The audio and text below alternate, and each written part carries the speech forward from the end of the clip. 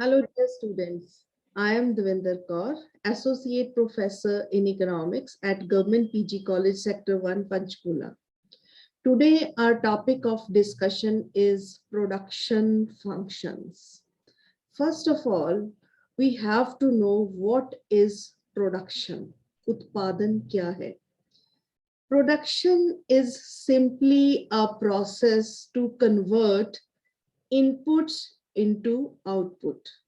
Means उत्पादन एक ऐसी प्रक्रिया है जिसके अंतर्गत हम रॉ मटेरियल और अनफिनिश्ड गुड्स को फिनिश्ड गुड्स में कन्वर्ट करते हैं.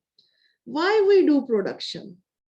हम प्रोडक्शन क्यों करते हैं? We do production to fulfil our needs. हम अपनी जरूरतों को पूर्ण करने के लिए प्रोडक्शन करते हैं. सो सबसे पहले प्रोडक्शन क्या है? जैसे कि मैंने अभी बताया आपको, it is a process to convert raw materials into finished goods. हम सबकी जरूरतें हैं, बेसिक जरूरतें, रोटी, कपड़ा और मकान. तो इन सभी जरूरतों को पूर्ण करने के लिए गुड्स एंड सर्विसेज की प्रोडक्शन होती है. यहाँ पे हम फिजिकल प्रोडक्शन की बात करेंगे, उन सभी वस्तुओं की बात करेंगे जो कि हमारी जरूरतों को पूर्ण करने के लिए की जाती है. सो प्रोडक्शन बेसिकली किसके द्वारा की जाती है? That is all by the managers और एंटरप्रेन्योर्स. सबसे पहले हम बात करते हैं कि प्रोडक्शन प्रोसेस को करने के लिए हम अपनी अर्थव्यवस्था में, अपनी इकोनॉमी में बेसिकली 4 फैक्टर्स ऑफ प्रोडक्शन के बारे में हमेशा ही अध्ययन करते हैं. यानी कि हम अपनी अर्थव्यवस्था में उत्पादन के ये जो साधन हैं इनको 4 भागों में बांटते हैं: land, labour, capital and entrepreneurial skills. यानी कि हमारे पास 4 फैक्टर्स ऑफ प्रोडक्शन है जिनकी मदद से हम रॉ मटेरियल्स को या अनफिनिश्ड गुड्स को फिनिश्ड गुड्स में कन्वर्ट करते हैं अपनी जरूरतों को पूरा करने के लिए. तो प्रोडक्शन क्या है? It is a process. ये एक प्रक्रिया है जिसके अंतर्गत हम रॉ गुड्स को फिनिश्ड गुड्स में कन्वर्ट करते हैं. इसको हम दूसरी भाषा में ऐसे भी कह सकते हैं कि वी आर क्रिएटिंग यूटिलिटी. हम उन वस्तुओं में यूटिलिटी क्रिएट कर रहे हैं जो कि हमारी इच्छाओं को पूर्ण करेगी, हमारी जरूरतों को पूर्ण करेगी. प्रोडक्शन कौन करता है? प्रोड्यूसर. प्रोडक्शन को करने वाले को हम प्रोड्यूसर कहते हैं. और प्रोड्यूसर प्रोडक्शन क्यों करता है? To earn profit. यानी कि लैंड, लेबर, कैपिटल, एंटरप्रेन्योर में ये जो चौथी कैटेगरी है एंटरप्रेन्योर की, वो कौन है? He is the man, he is the person who take decisions regarding the production. और अब आज के नए संदर्भ में अभी मैनेजर्स भी इन डिसीजंस को लेते हैं, लेकिन मैनेजर्स जो है वो हायर्ड होते हैं, उनको उसके बदले में सैलरी मिलती है. एंटरप्रेन्योर अपने खुद के बिजनेस के लिए डिसीजंस जो हैं वो लेते हैं. सो अब आप सभी समझ चुके होंगे कि असल में प्रोडक्शन क्या है. प्रोडक्शन एक प्रक्रिया है. हम प्रोफेसर फर्ग्यूसन की लैंग्वेज में जान लेते हैं. वो कहते हैं the theory of production consist of how the producer given the state of technology combines various inputs to produce a definite amount of output in an economy in economically and efficient manner. वो कहते हैं कि production एक ऐसी प्रक्रिया है या production की थ्योरी एक ऐसी थ्योरी है जिसमें कि हम देखते हैं कि कैसे एक प्रोड्यूसर, जिसको कि गिवन स्टेट ऑफ टेक्नोलॉजी, यानी कि हम मान के चलते हैं कि हमें स्टेट ऑफ टेक्नोलॉजी गिवन है, मींस कि हम लेबर इंटेंसिव टेक्नोलॉजी का इस्तेमाल कर रहे हैं या कैपिटल इंटेंसिव का या मिक्स्ड हम टेक्नोलॉजी का इस्तेमाल कर रहे हैं.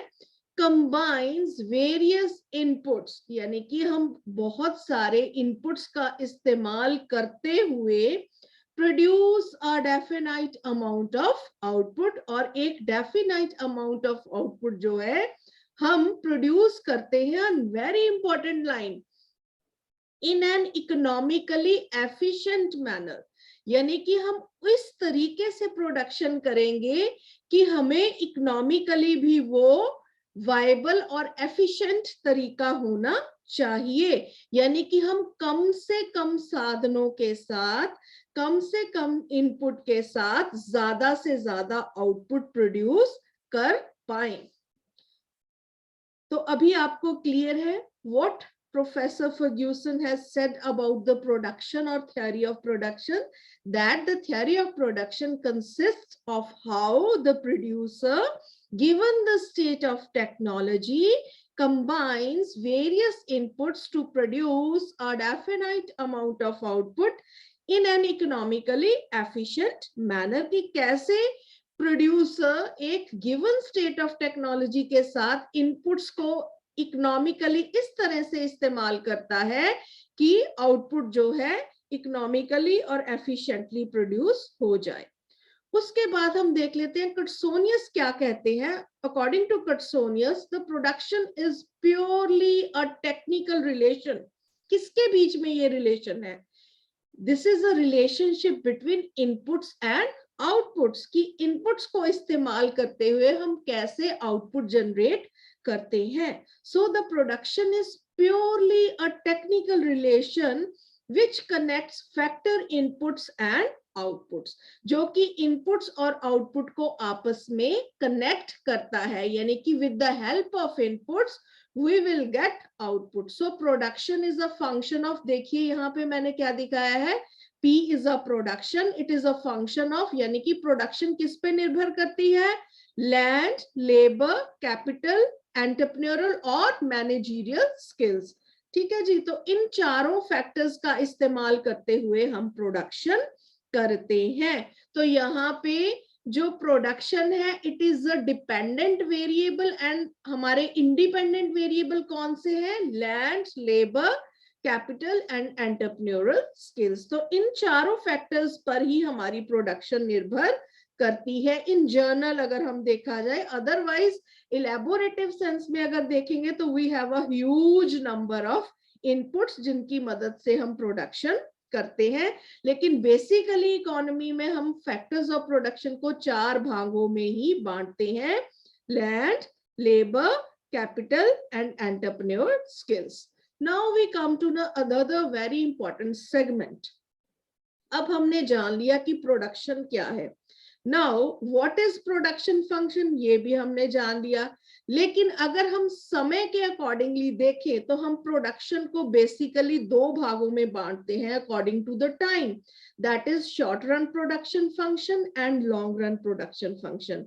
शॉर्ट रन प्रोडक्शन फंक्शन, जैसे कि नेम ही सुजेस्ट कर रहा है कि कम समय में प्रोडक्शन कैसे हो, तो कम समय ऐसा समय होता है जबकि हम अपनी सुविधा के अकॉर्डिंगली सभी फैक्टर्स को जो है वो चेंज नहीं कर सकते, या सभी फैक्टर्स जो है वो वेरिएबल नहीं होते, यानी कि इस समय में ज्यादा फैक्टर्स जो है वो फिक्स्ड होते हैं, कुछ ही फैक्टर्स जो है वो वेरिएबल होते हैं, और हम मान के चलते हैं कि only one factor is variable. तो हम ये मानते हैं, और इसके अंतर्गत हमारा एक बहुत ही फेमस लॉ आता है जिसको हम बोलते हैं लॉ ऑफ वेरिएबल प्रपोर्शंस, यानी कि एक सिंगल फैक्टर में बदलाव और बाकी के सारे फैक्टर्स जो हैं वो क्या रहेंगे? स्थिर, कांस्टेंट। तो that is short run production function की कैटेगरी, जिसको कि हम रिटर्न्स टू फैक्टर भी बोलते हैं, या इसमें हम डिफरेंट प्रपोर्शंस की बात करते हैं, यानी कि एक फिक्स्ड है, उसके साथ दूसरा फैक्टर जब चेंज होता रहेगा तो हमारे प्रपोर्शंस भी चेंज होते रहेंगे। दूसरी कैटेगरी है हमारे पास long run production function. Long run production function as name suggest, ये ऐसी स्थिति है जिसमें कि सभी के सभी फैक्टर्स को हम बदल पाने की स्थिति में होते हैं, यानी कि all the factors are variable. हम सारे के सारे फैक्टर्स को चेंज कर सकते हैं, यानी कि हम डिफरेंट स्केल्स पर अपनी प्रोडक्शन कर सकते हैं। सभी फैक्टर्स को जब हम चेंज कर सकते हैं तभी हम इसको नाम देते हैं रिटर्न्स टू स्केल, यानी कि हम अपनी प्रोडक्शन का जो लेवल है उसको चेंज कर सकते हैं। सभी फैक्टर्स को चेंज करते हुए हम अपने प्रोडक्शन को बढ़ा सकते हैं। अब हम प्रोडक्शन फंक्शंस की टाइप की बात करते हैं। अगर हमने स्केल की बात की लॉन्ग रन में, तो लॉन्ग रन में जो हमारा प्रोडक्शन फंक्शन का जब हम स्केल बढ़ाते हैं और स्केल बढ़ाने से अगर हमारी रिटर्न्स हमें सेम मिलती हैं, कांस्टेंट मिलती हैं, तो वो टाइप है लीनियर और होमोजीनियस प्रोडक्शन फंक्शन की, जो डिग्री 1 का प्रोडक्शन फंक्शन कहलाता है। और नॉन लीनियर प्रोडक्शन फंक्शन या नॉन होमोजीनियस प्रोडक्शन फंक्शन में क्या होगा, या तो हमें इंक्रीजिंग रिटर्न्स मिल रही होंगी या हमें डिमिनिशिंग या डिक्रीजिंग रिटर्न्स। इंक्रीजिंग रिटर्न से अभिप्राय है कि जब हम अपना स्केल इंक्रीज करते हैं तो जिस परसेंटेज से हमने अपना स्केल इनपुट्स का इंक्रीज किया उससे कहीं ज्यादा बढ़कर हमें आउटपुट मिला, यानी कि यहाँ पे ग्रेटर देन 1 आउटपुट हो गया हमारा। दैट मीन्स यहाँ पे क्या है, इंक्रीजिंग रिटर्न्स। और डिमिनिशिंग या डिक्रीजिंग रिटर्न्स में इससे ऑपोजिट, कि जिस स्केल पे हमने अपनी प्रोडक्शन में इनपुट्स को बढ़ाया, आउटपुट उस परसेंटेज से हम कम बढ़ा तो उसको हम बोलेंगे डिक्रीजिंग रिटर्न्स। तो अब ये दो बेसिक बाइफरकेशन के बाद तो हमारे सामने बेसिकली दो ही लॉज हैं जो सामने आ रहे हैं। One is law of variable proportions and other is returns to scale. तो सबसे पहले अब हम बात कर लेते हैं law of variable proportions. As the name suggest variable proportions, यानी कि यहाँ पे प्रोपोर्शंस की बात होगी, दैट मीन्स एक से ज्यादा फैक्टर की बात हो रही है, ये तो श्योर है। लेकिन यहाँ पे क्या है, हम एक फैक्टर को फिक्स्ड मान रहे हैं और एक को वेरिएबल, या हम ऐसे भी कह सकते हैं कि यहाँ पे बाकी के सारे फैक्टर्स फिक्स्ड है, सिर्फ एक ही फैक्टर जो है वो वेरिएबल है। तो देखते हैं क्या कहते हैं professor लेफ्टविच। The law of variable proportion states that if the input of one resource is increased by equal increments per unit of time, while the inputs of other resources are held constant, total output will increase, but beyond some time, the resulting output increases will become smaller and smaller. तो लेफ्टविच कहते हैं कि जब law of variable proportions के अंतर्गत हम input factors में एक वन रिसोर्स को इंक्रीज करते हैं इक्वल इंक्रीमेंट्स के साथ दूसरे फिक्स्ड रिसोर्सेस को फिक्स्ड रखते हुए, तो वो कहता है कि हमारा टोटल आउटपुट जो है वो बढ़ेगा, लेकिन एक लिमिट पर जाकर जो वो इंक्रीज हो रहा था वो इंक्रीज होना कम होता जाएगा। यानी कि जो जो हम वेरिएबल फैक्टर्स की मात्रा को और लगाते जाएंगे, स्टार्टिंग में तो इंक्रीजिंग रिटर्न पे बढ़ेगी हमारी प्रोडक्शन, फिर कांस्टेंट हो जाएगी और फिर धीरे धीरे धीरे कम होना शुरू हो जाएगी। तो ये लॉ ऑफ वेरिएबल प्रोपोर्शन जो है कुछ अजम्पशंस के ऊपर बेस्ड है। कौन सी assumptions? One of the factor is variable and all other factors are fixed. एक वेरिएबल है, बाकी सारे फैक्टर्स जो है वो क्या है, फिक्स्ड। जो यूनिट वेरिएबल फैक्टर के यूनिट्स हैं वो होमोजीनियस है, यानी कि अगर हम लेबरर को वेरिएबल मान रहे हैं तो 1 2 3 4 सारे के सारे लेबरर्स हम ये मान के चल रहे हैं कि इक्वली एफिशिएंट हैं, वो होमोजीनियस हैं। Techniques of production through out, जब ये लॉ हम इसको स्टडी करना है प्रोडक्शन प्रोसेस के दौरान, तो हम अपनी टेक्निक्स में किसी भी तरह का बदलाव नहीं लेकर आएंगे। Factors of production can be used in different proportions, हम डिफरेंट प्रोपोर्शंस में ही यूज करेंगे। फॉर एग्जांपल, अगर हमने 1 एकड़ लैंड जो उसको फिक्स्ड मान लिया, उस पे एक लेबरर लगाया तो 1:1 है, then 1:2, नेक्स्ट जब लेबरर लगाया then 1:3, तो डेफिनेटली हमारे प्रोपोर्शंस क्या है, अलग अलग हो रहे हैं। सो चलिए इस लॉ को देखते हैं एक टेबल की मदद से। What is total product, marginal product and average product? This is the basic concept. I think आप सभी को पता होगा. What is total product? जो हमारा कुल उत्पादन है. डिफरेंट यूनिट्स ऑफ फैक्टर लगाने से जो कुल उत्पादन हमें प्राप्त होगा उसको हम टोटल प्रोडक्ट कहते हैं. एवरेज प्रोडक्ट कैसे निकलती है? अगर हम टोटल प्रोडक्ट को नंबर ऑफ यूनिट्स के साथ डिवाइड करें तो that is average product. And what is marginal product? It represents 1 unit increase, यानी कि टोटल प्रोडक्ट में 1 यूनिट और लेबरर का लगाने पर टोटल प्रोडक्ट में जो इंक्रीज आया उस 1 यूनिट के लगाने पे उसको हम बोलते हैं मार्जिनल प्रोडक्ट. फॉर एग्जांपल यहाँ देखिए, टोटल प्रोडक्ट इनिशियली 2 है, फिर 5 हो गया, तो यहाँ पे 5 - 2, तो इसके सामने 5 के आगे मार्जिनल प्रोडक्ट कितना लिखा हुआ है हमने? 3. सो this is the marginal product. ये जस्ट मैं आपको बेसिक कंसेप्ट भी बताना चाह रही हूँ टेबल को एक्सप्लेन करने से पहले. तो चलिए अब हम टेबल को देख लेते हैं. यहाँ पे हमारे यूनिट्स ऑफ लैंड है. यूनिट्स ऑफ लैंड देखिए सेम है थ्रू आउट द टेबल. ये 1 यूनिट ऑफ लैंड ही हम ले रहे हैं. लेबर की यूनिट इंक्रीज हो रही है, आप देख रहे हैं 1 2 3 4 5 6 7 8. ओके, अब टोटल प्रोडक्ट हमारा देखिए, फर्स्ट यूनिट ऑफ लैंड के साथ फर्स्ट यूनिट ऑफ लेबर लगाया तो टोटल प्रोडक्ट इज 2. देन जब सेकंड लेबर लगाया इट इज 5, देन 9, देन 12. जहां तक ये ब्लैक पेन से आपको नजर आ रहा है 2 5 9 12, यहां तक फर्स्ट स्टेज है, यानी कि यहाँ पे टोटल प्रोडक्ट इंक्रीज हो रहा है एट अ इंक्रीजिंग रेट. फिर हम देख रहे हैं सेकंड स्टेज स्टार्ट हो रही है, यहाँ पे भी टोटल प्रोडक्ट बढ़ रहा है, लेकिन अपनी मैक्सिमम 7th यूनिट जब हमने लेबर का लगाया तो ये मैक्सिमम 15 जो है अपना मैक्सिमम पॉइंट उसको अचीव कर चुका है, और उसके बाद इसने कम होना शुरू कर दिया. 15 के बाद देखिए ये रेड जो पेन से इस्तेमाल किया गया 14, ये शो कर रहा है कि ये डेंजर आ गया. यहाँ पे टोटल प्रोडक्ट जो है वो कम होना शुरू हो गया थर्ड स्टेज पे. मार्जिनल प्रोडक्ट देख लेते हैं कैसे मूव कर रहा है. तो मार्जिनल प्रोडक्ट में देखिए स्टार्टिंग में 3, देन 4, यानी कि यहाँ पे मार्जिनल प्रोडक्ट बढ़ रहा है, फिर कम होना शुरू हो गया 3, यानी कि फर्स्ट स्टेज में ही मार्जिनल प्रोडक्ट बढ़कर कम होना शुरू हो गया.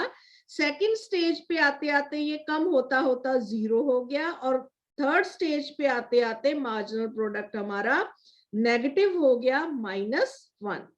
एवरेज प्रोडक्ट देख लेते हैं. एवरेज प्रोडक्ट फर्स्ट स्टेज में बढ़ रहा है, सेकेंड स्टेज में कम हो रहा है, और थर्ड स्टेज में और कम हो रहा है. तो यहाँ पे आप तीनों का रिलेशनशिप भी आपस में देख सकते हैं, टोटल प्रोडक्ट, मार्जिनल प्रोडक्ट और एवरेज प्रोडक्ट का रिलेशनशिप. अब हम इसको एक टेबल के जरिए देखेंगे. एक्स एक्सिस पे हम लेबर ले रहे हैं और वाई एक्सिस पे हम प्रोडक्ट को ले रहे हैं. आप देख सकते हैं जो ए हमारा पोर्शन है डायग्राम का, ए टेबल जो कि ऊपर का हिस्सा है, वहां पे हमने टोटल प्रोडक्शन को दिखाया है, और बी पार्ट में हमने मार्जिनल प्रोडक्ट और एवरेज प्रोडक्ट को दिखाया है. तो हम देख सकते हैं कि टोटल प्रोडक्ट ई पॉइंट तक, ये जो पॉइंट है ई, यहाँ तक टोटल प्रोडक्ट बहुत तेजी से बढ़ रहा है. ई से एफ पॉइंट तक भी टोटल प्रोडक्ट बढ़ रहा है, लेकिन डिमिनिशिंग रेट पे, और एफ से जी पॉइंट तक आते आते जी पॉइंट पे टोटल प्रोडक्ट अपने पीक पर आकर कांस्टेंट हो गया, और उसके बाद टोटल प्रोडक्ट डिक्रीज होना शुरू हो गया. यहाँ पे जो हम देख रहे हैं कि ओ एम से जब हम ओ एन लेवल तक पहुंच रहे हैं, लेबर की मात्रा हम बढ़ा रहे हैं वेरिएबल फैक्टर की, तो हमारी प्रोडक्शन बढ़ रही है, फिर कम दर पर, फिर कांस्टेंट होकर कम होना शुरू हो गई है.